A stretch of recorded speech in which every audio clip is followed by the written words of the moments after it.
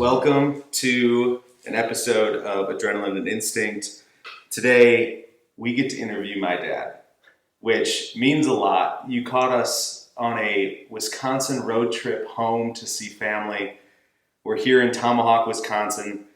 We just absolutely slayed crappies in Lake Nokomis yesterday, and we thought it'd be a great idea to sit down and dig into my dad's story. So today, we have Brian Hennessy. Welcome, Dad. Hey, thanks for having me. So, Pops, tell me a little bit more, like, where it all started. So, you're a Midwest boy growing up. Obviously, I know your grandparents, but where did little Brian get his kicks? Well, a lot of that was in northern Ohio, and I grew up in a neighborhood with the typical kind of thing, kids at the sandlot, doing baseball, football, all those kinds of things. I did have the good fortune of having a brother that was 5 years older than me, Kevin, who would need an extra player, and so I got dragged in a lot with kids, 4 to 5 years older than me. And we would spend time in the winter in the basement, him chucking a wiffle ball at me as fast as he possibly could. And he's not far away, and literally learned to hit curveballs and fastballs, well before I was even in Little League. So, things like that kind of helped me get that start. It probably didn't hurt that we had a neighbor kind of to the back of us that was the owner of Southeast Harley Davidson in Cleveland. And so those kids had bikes, dirt bikes, all kinds of bikes actually, but we would watch them with just green with envy that, man, I wish I had one of those. I wish I could do that. But ultimately, it was like many people my age, the movie On Any Sunday was a huge turning point, watching Steve McQueen and Mert Lawwill and these people who were just awesome racers and had that spirit of freedom and just loving this, and we wanted it so bad. If you guys haven't watched On Any Sunday, you need to. It was a movie I had on, probably every week as a kid, and it is the epitome of moto. It was in the 70s, wasn't it? Yeah, just sure narrated to perfection. That is a great watch. You need to watch it. I would say it probably was a massive turning point in America for people to get on a motorcycle because it covered every facet of motorcycles. Yeah, and I believe produced by the same guy who did Endless Summer, which was a surfing narrative. Yeah, timeless surf movie, right? Absolutely. So where did kind of your life meet dirt bikes? Yeah, so my brother and I went to see that movie in the theaters, and that coupled with the neighbors and our observation of that, we were just on fire. I still wasn't able to trigger that, in my parents, and I didn't have money because we didn't have a lot of money at the time. But my brother Kelly, my youngest brother, somehow conned my folks into buying him a Honda Mini Trail 50, just a little mini bike with fat tires, and we rode that up and down the driveway and just having a blast. And I'm wanting to say probably a month later, I had my Honda XR75. So that was the beginning of the end. We lived near an armory where the military would do their maneuvers on the weekends, which meant all week long during the summer we have all kinds of trails that after a rain would get really muddy. We'd go out there and just get sloppy, muddy, all over us, and come back home just feeling like we are the bad apples of the orchard. Well, you luckily, I think there's different eras to moto, but you coming up kind of in that, I would say one of the most raw kind of beginning of the moto era, when moto became cool, when bikes could actually handle being raced. So when did you kind of get into the actual racing scene? How did that all come about? So we moved after we had gotten bikes and were just riding, just pure trail riding and loving that. We moved to Indiana. I was in 10th grade at the time. and I met a kid at school who raced and was encouraging me. You got to come out. In retrospect, I look and think I was not ready at all. I had no idea what I was getting into, but why not? And so I went and raced a hare scrambles on a Penton 175 at that time, which is a brand of bike from back then. And I raced a 2-hour hare scrambles on a very muddy, sandy course. And I finished. That's about the best I could say, is I finished, which my buddy, who was actually pretty good, did not finish. So I felt pretty cool about that. I had no idea what place, and no one who took me there seemed interested in finding out what place I got, knowing it was pretty far down. But I was so excited about being on there with other bikes and that smell of the 2-stroke castor oil. The Caster 927 from Maxima. Exactly. Which, for those of you that don't know, is an intoxicating scent that comes out of a 2-stroke when they run it. Yeah, so I was hooked from there. Then we went and watched a motocross, and I was really hooked then because that looked like a lot of fun.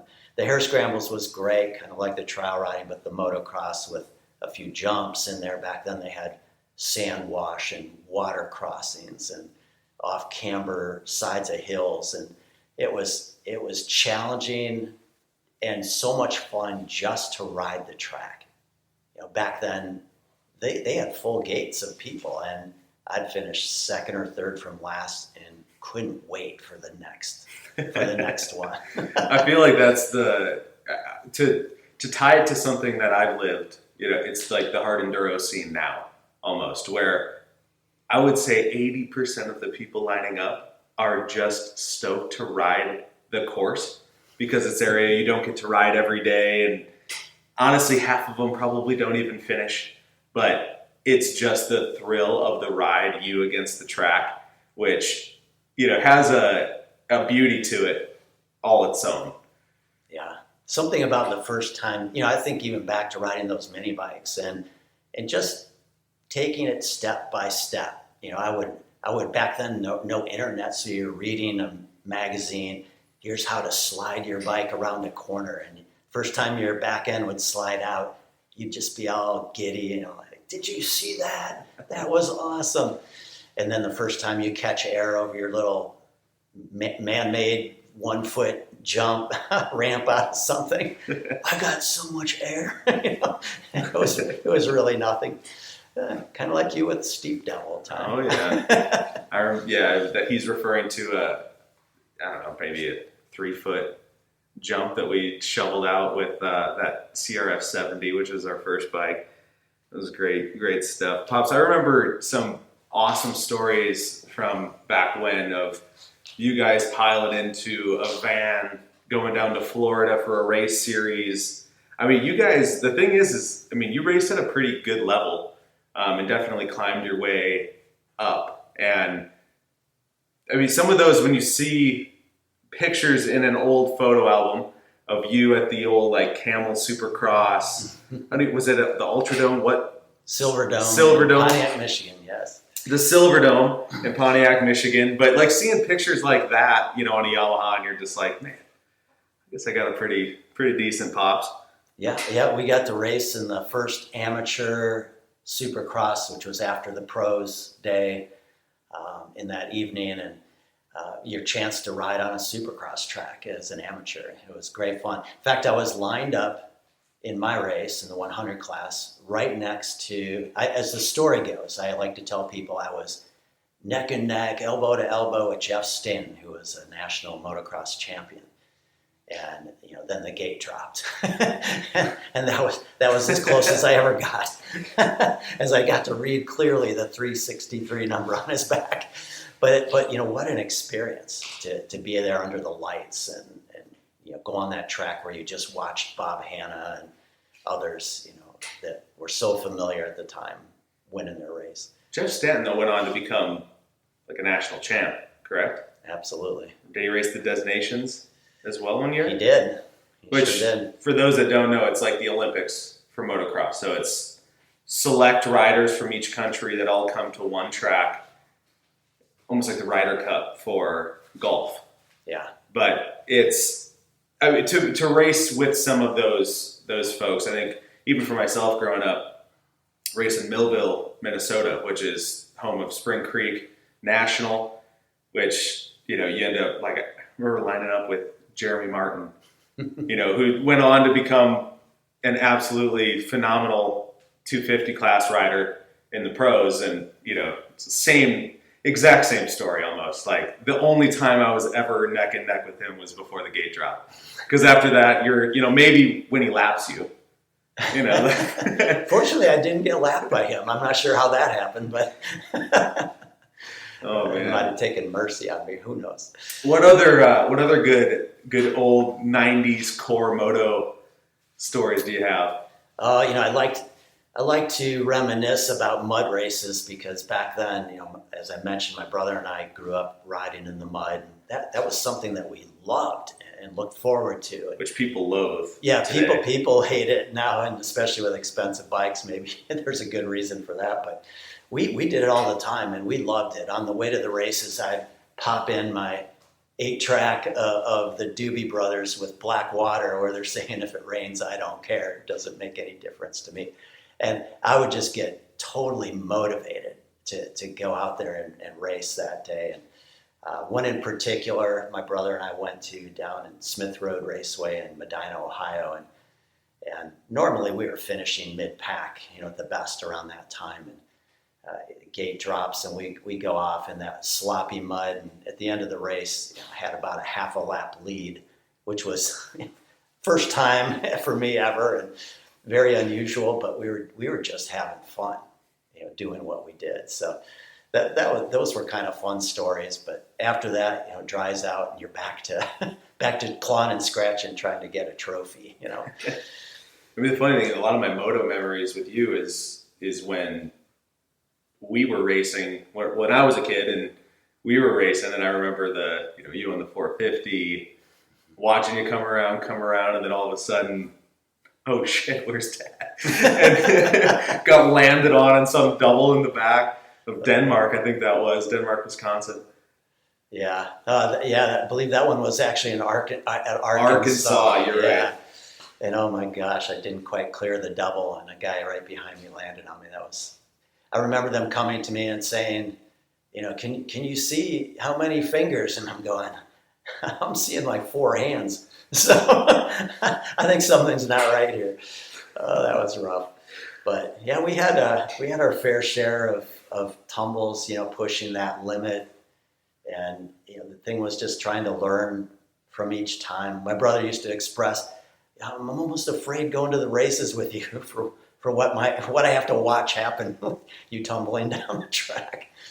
But that's when I was going from 7th, 8th place, trying to get podium type finishes and maybe pushing a little beyond my limits at the time. But as we all had to do. What a good time. As we all had to do. Well, at some point, Pops, you decided kind of going from the hardcore racing side. I mean, you even took a little time off of college to keep racing. But at some point, you had decided to, I don't want to say put the bike away, but in a way you kind of did, and become a dad, become a family man. Yeah. So I was at John Carroll University 2 years, trying to figure out, like any other kid that goes to college who's as immature as I was, what do you want to be? And what are you majoring in? Business. Oh, why is that? I don't know, because everyone's majoring in business, aren't they? This is the only one that I knew. But what I really loved was rappelling off the clock tower in the mountaineering class that I took. And the adrenaline that was just squirting out your ears when I stood at the top of that thing trying to get that first move to where your feet are against the wall. You have to commit. And you're at the top of this clock tower looking down, just thinking, what am I doing here? And that was exciting. So I come home that summer of 1980 and I raced and had the best year of my life as far as racing went. Won the B class a bunch of times, all this, and I decided I got to chase this or I'll regret it. And so I stopped out of school 3 years, much to my parents' dismay. And worked at a cycle shop, lived next door to the cycle shop, was just immersed in trying to take it as far as I could go. And I did. I got sponsorships, had a Yamaha amateur support ride at the end in '82, and still at that point in the A class was not winning, not even coming close, really. We had national champion and national numbers, 3 or 4 of them in the class. And I just realized at that time, I might want to have plan B also. I love racing. I'm having a blast and all this, but maybe I need a plan B. So, and I probably had a plan A part 2 with kickboxing, and actually fought in a couple of legitimate bouts on the undercard, where people paid money to come watch, those fights, and that was kind of cool. And always felt like that was meeting a challenge, something that I just needed to do to pursue. But as I realized with all of those, this wasn't going to be my career per se. I thought better go to plan B. So I went back to school, put the toys away for a little bit, and started focusing on, how am I gonna be an adult, maybe as best as I could fake that. Yeah, I mean, you went on to have 6 kids. So you really, you don't half-ass anything, which is fair. You definitely didn't half-ass being a dad. Growing up, I can share all the stories, but I'd be really curious to hear kind of like what your philosophy on parenting was when you kind of embarked on that. Yeah, the whole parenting thing, you love your kids so much and you want them to be happy. If you were to really sum it up, I want them to be happy. I want them to be safe. I want them to be happy, but not so safe that they're unhappy. And so you have to, and my wife, she's the best at this. She would send those kids off riding bikes way before I thought they might be ready. But they're going to fall and skin their knees. Yeah, well, that's how they learn to do whatever it was that led them to fall, so they don't skin their knees. I was like, I knew there was a reason I married you. And you had me on a pedal bike without training wheels before I was 2. You did it earlier than the rest of them, but yeah, most of them were definitely ripping around on bikes, 3, 4 at the latest, and a lot of the neighbors would come over, hey, how old is he? I was like, hey, we don't need to compare or anything. We're not doing this to show anybody up. This is just how we do our thing.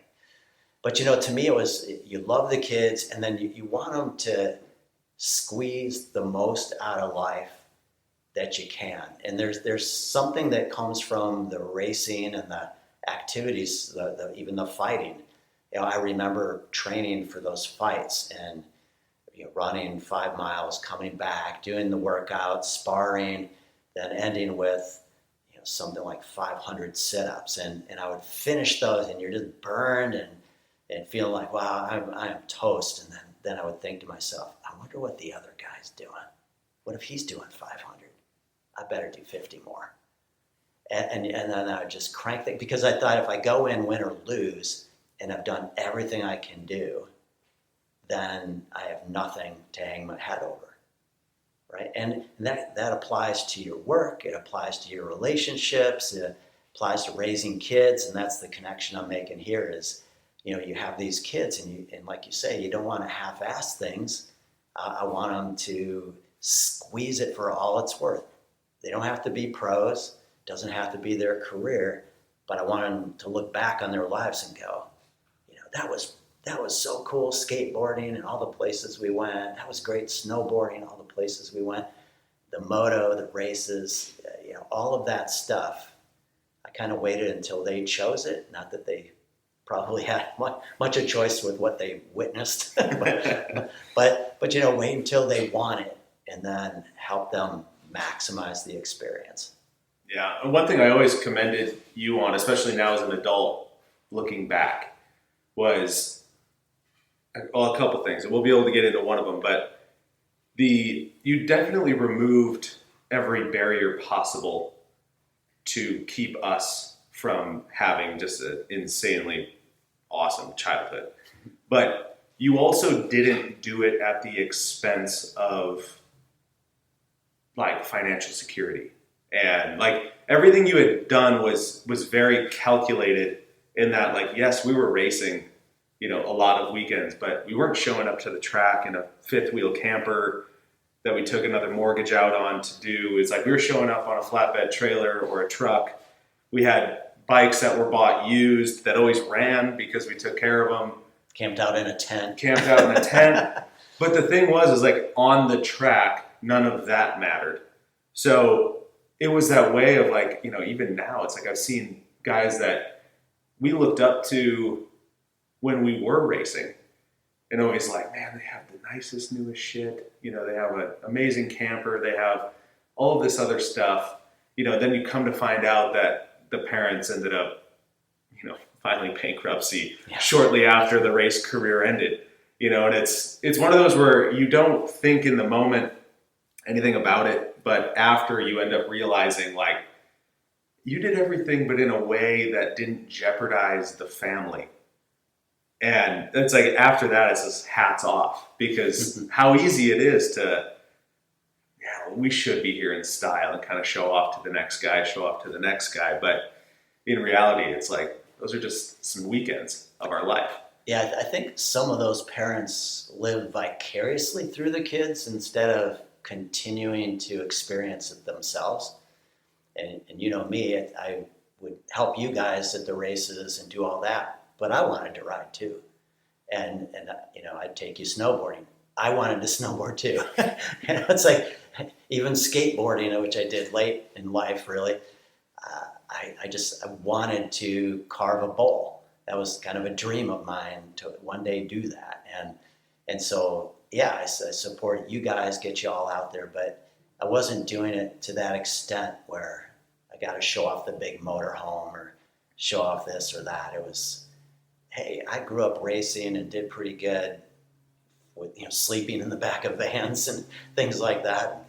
It's like it creates that toughness that I think helps, with the racing. Maybe you get something like that later on in life, but you better have a good core, whether it was kickboxing and training in my dungeon of a basement at the time or, going to work out at the inner city gym where, half of those people had scars on their faces from real fights. And you just thought, okay, if I immerse myself in that, then maybe I'm ready for the real thing.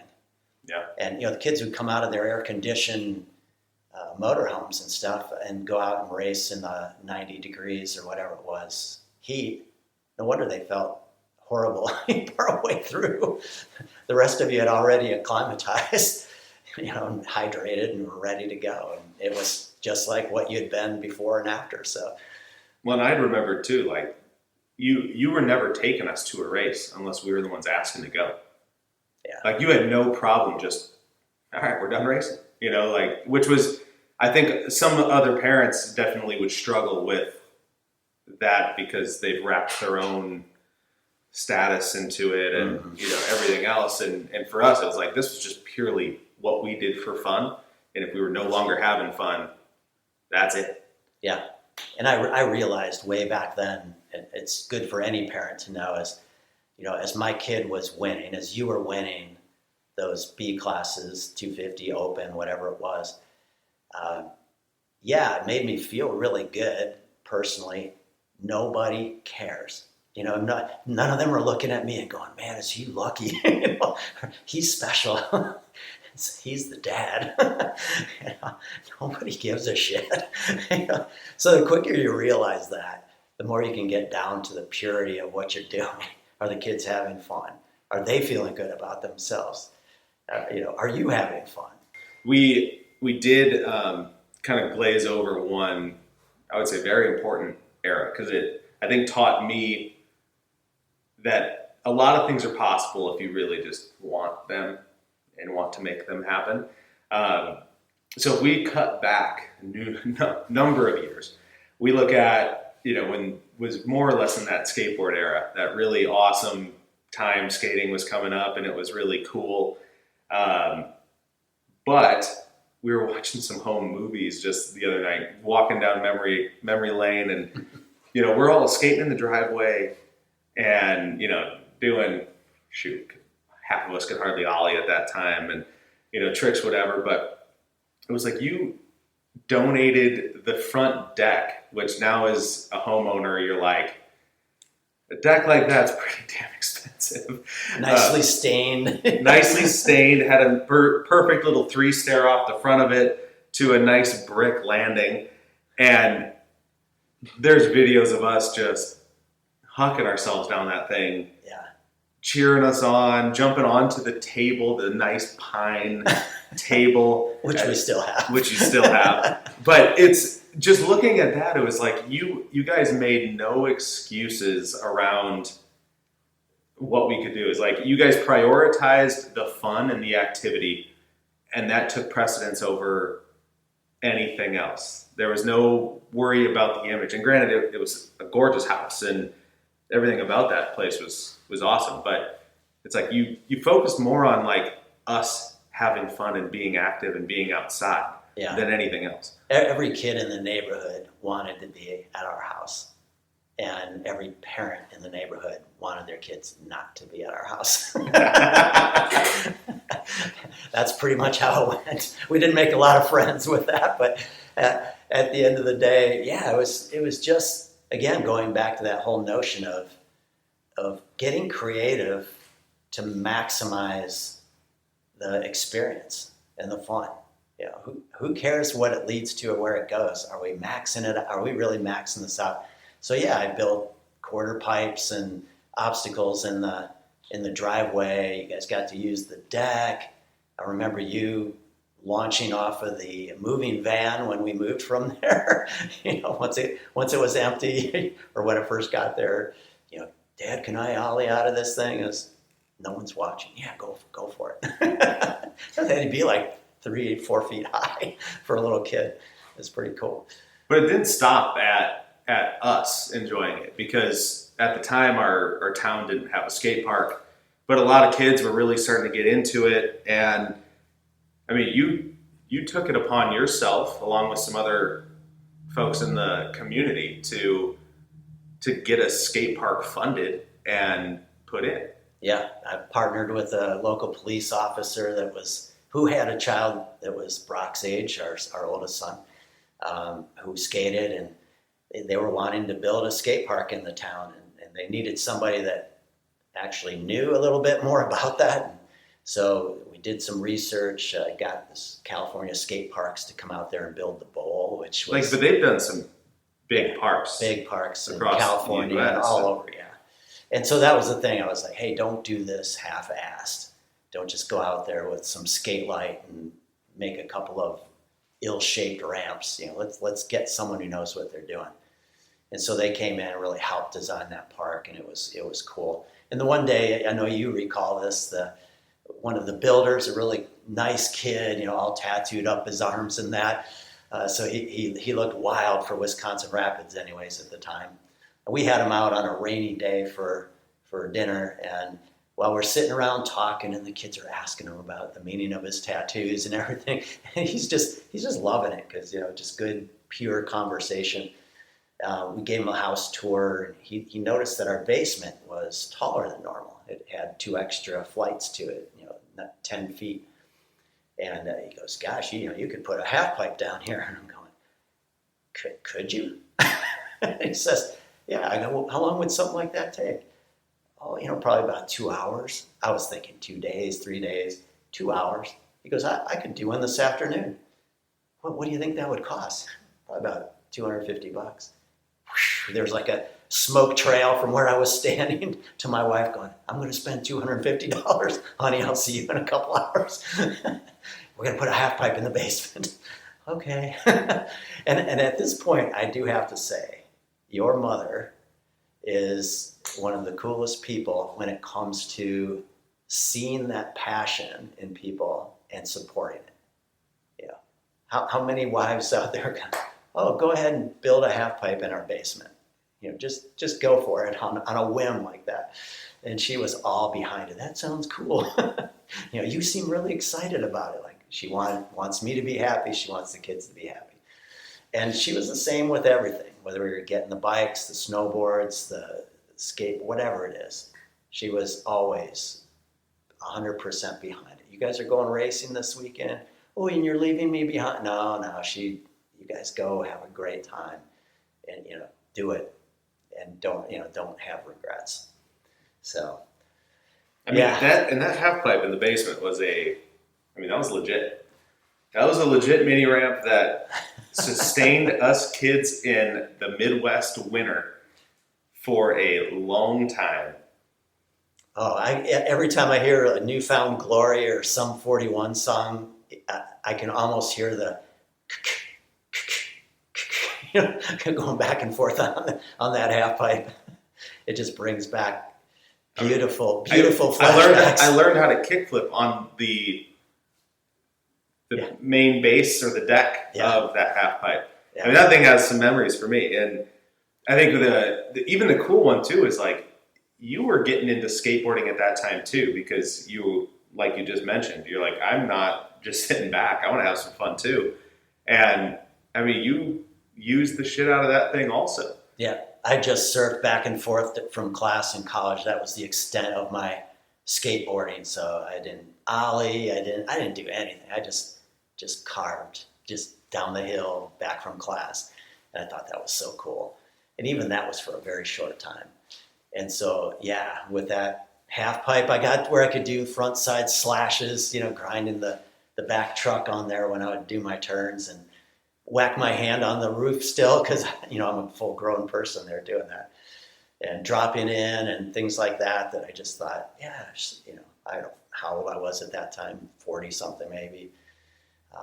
But it's back to the whole theme of your podcast, that kind of a no limits attitude towards, don't let people put limits on them. Oh, you're too old for that. Says who? I want to drop one thing I've never heard you say, which I think maybe sometimes you could, and you could definitely, no one's going to argue, but I've never once heard you be like, oh, I'm getting too old for shit like that.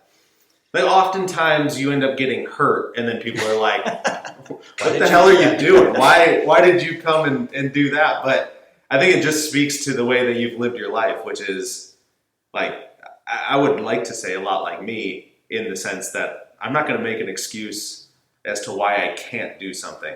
Like I'm going to I'll figure it out after.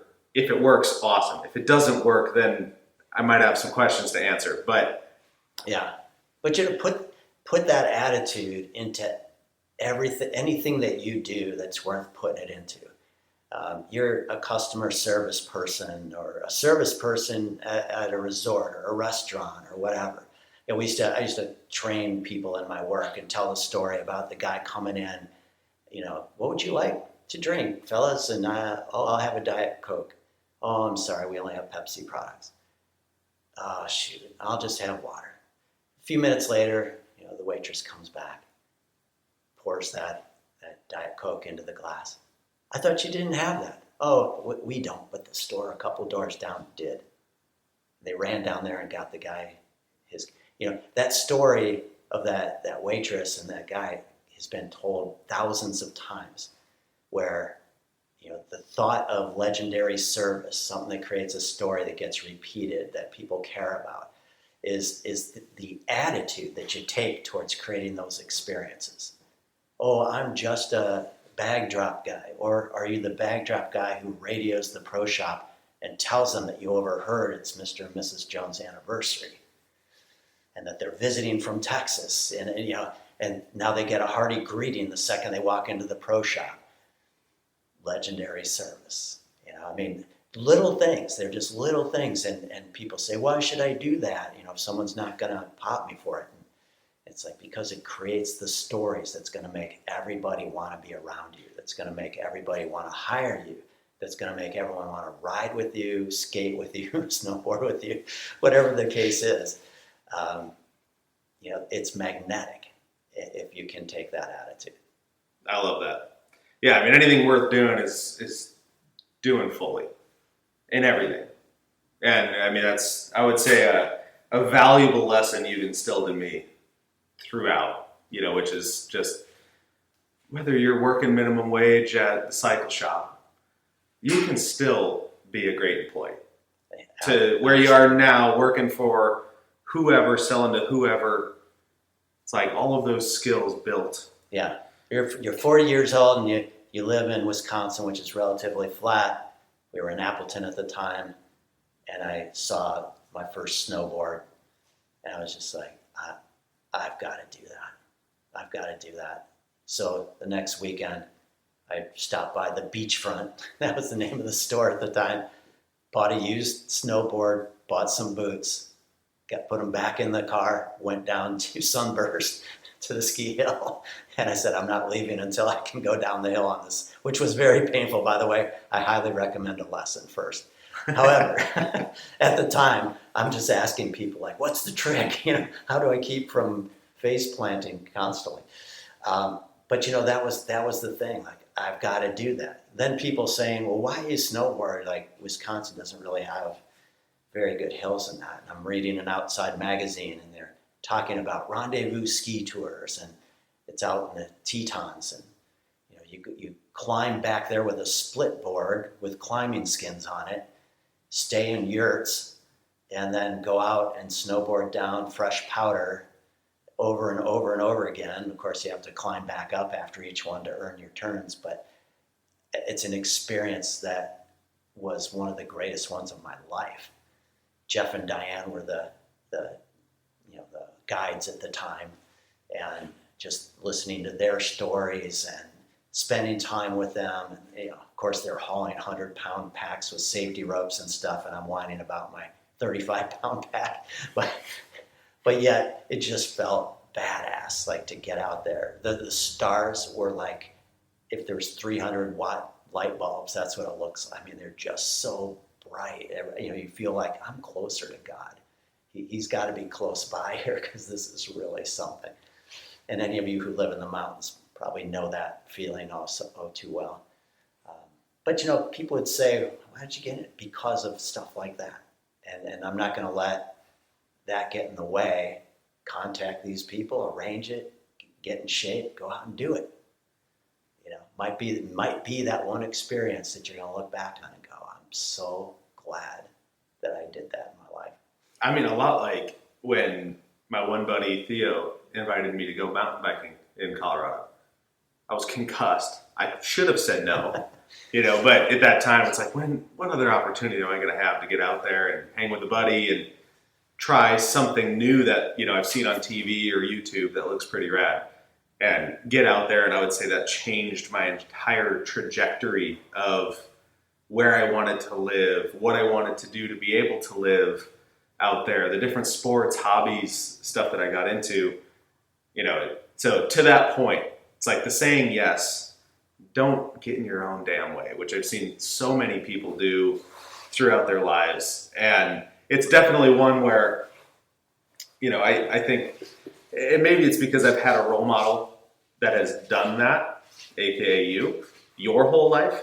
So to me, that was normal, just taking it in and seeing like, oh, well, he's out snowboarding in the mountains this time, and oh, he's here today. So to me, coming home in a suit from work, because I had to do that well also. Oh yeah, and I think one of the cool memories that I think like it's lasted with me and my older brother Brock have talked about it numerous times, which it's kind of a badass memory. I'm not gonna lie. I'm not trying to pump your tires up over here, but I remember we were in Stevens Point, which is where your office was, and I think I want to say I was in college maybe, or maybe I was high school and got dropped off there by mom.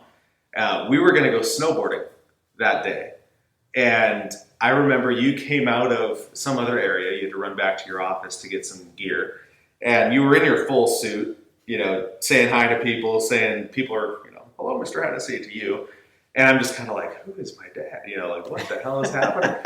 And then I remember you're like, I'm just going to go change. I'll be right back. And you come out and you're in full snowboard attire, like snow pants on, jacket, carrying your board. And like everyone's demeanor didn't change around you. Nobody wasn't like, what the hell? Like, who is this guy? It's like, have a great night, Mr. Hennessy. Like, it was just like you had the respect of the people around you, whether you were in that suit or not. And it was just one of those where I'm like, that was badass. Just watching you come down those stairs, and I'm like, man, that is goals right there. Yeah, your older brother Brock talked about that all the time. I wanted to have the pea coat and the something, and then be able to go jump on my skateboard or do something else like that. Like, who says that you can't do that? That's the thing. And and I wanted to share something I learned that to me was a huge lesson and actually embarrassing at the time for me. But I was training for a full contact bout and doing some sparring at that inner city gym, and we see this guy who's actually the promoter of all those fights at the time, and he's doing private lessons, getting his black belt, and he was not in the best of shape, and I think orthopedically challenged, so he could kick about knee high, while we're kicking things off the top of people's heads, and I remember looking at him and going, that dude doesn't deserve to get a brown belt or whatever he was after at the time, or especially a black belt, because he was working towards that. And my buddy who I sparred with, who was a black belt, leans over to me and he says, hey, you got that all wrong. I was like, well, what? You expect your buddies to have your back here. I just go, you got that all wrong. A black belt is about mastering your capabilities, not someone else's. And I was like, oh man, humble pie right in the face that day for me. And it stuck with me forever, because stop, and this is the lesson for your listeners, and I continue it in my life every day, is I don't need to compare to anybody else. I just need to ask myself, look in the mirror, am I maximizing my God-given gifts, the blessings that I've had? And if I am, then I can smile and fist myself in the mirror. It's like you're doing everything you can do. You're mastering your capabilities. Stop looking at the pro and saying, well, if I can't do that, then what's the point in doing it? Or the hot shot that's really good at the hill or at the park or wherever. It's like, forget about that. Just go for the ride, learn, grow, laugh, have some fun, so somebody could ride better. So what? Are you going to not have the experience yourself because you had to be the best one there? It's like, that's no approach. And it's guided my life, because there's always someone better. Unless you're that Michael Jordan type person, there's always someone better. And then you're going to age, and then someone's going to be better anyways. No, I mean, if you're ranking yourself on, are you going to come out and be the best, then no one would start anything. Yeah, hunting, fishing. You were asking me questions yesterday. How do I do this? How do humble enough to ask the questions, then killing it afterwards and all that. But it's like, yeah, because you asked the questions, because you're humble enough to learn, because you weren't expecting that you got to be the best on day one and maybe ever. I don't want to be the best. I want to do my best. That is it. You nailed it. That's exactly it. I love that. I mean, and you even mentioned it in like dirt bikes, which there's numerous things that I think, you've gotten into later in life. I mean, there's things that I've gotten into definitely now that I'm in my 30s and where I live, where I'm like, man, I really want to go Western big game hunting. Mm-hmm. We didn't grow up hunting at all. And we kind of picked up hunting close to the same time, just in different disciplines, where you're, doing more of the tree stand, whitetail deer here in Wisconsin. Typical Wisconsin, yeah. Well, whether it was pheasant hunting with our dog, who was grossly not trained. So every time he'd go out, it was an aerobic experience. You get the smell of a bird, you better be on your toes, because he's going to flush it whether you like it or not, and whether you're ready or not. And people would say, oh, I got to have a pointer that's trained, spend thousands of dollars. It's like, well, I spent 125 to get him rehomed to our place. And we just went out there and what a blast, to go out and chase those things. But you got to read up on it. You got to listen to people, ask questions, be humble, seek it, build your network. I love your out west hunting stories because I know nothing about that stuff. It looks really cool. Seems like it'd be a blast. But I mean, shoot, oftentimes I feel like I don't know shit about it either. and I think you emphasized in your first podcast, which if you haven't listened to, you probably should, is that, you just said about, I want to do this. Now, what are the steps? What do I need to do in order to do that? You did that camp or whatever the course was that you took where they taught you a lot of things. I'm sure you read everything you could get your hands on, listened to things. And everyone, we're in a day and age now where you don't have to look far to find people who are willing to give you that advice. Often for University. Free. Often for free. Now when I grew up and you wanted to learn how to slide that back wheel, you had to wait for the monthly magazine and hope they had an article on something fun you wanted to try. Otherwise, you better ask somebody because there is no internet to go find it. In fact, there was no cell phone to call them on. Well, I was talking to you, and I think in light of doing stuff you haven't done and doing things that sound interesting, I do need to get you out for an elk hunt. It does seem like that would be a blast. I'm at that point where I want to experience things. Like, oh, haven't you, you're 65, haven't you kind of done it all? What, I'm supposed to just like erode now until I die? Like, I still have, we're sitting in a garage with 3 bikes and a mini bike. One's a dual sport, one's my motocross type off-road bike, and one's my soft enduro / hard enduro. More soft for me, but still get over a log or two. Sherco and so yeah, I'm not quite ready to throw the towel in. I'm going to do it until I physically can't do it, and then I'm going to turn that page and say, now where can I go and wreak some havoc? So I love that. I think that is the best spot to stop. So if you take anything from this, it is quit making excuses, get out, do some rad shit. We'll see you next time. Yeah, that's good. That was fun.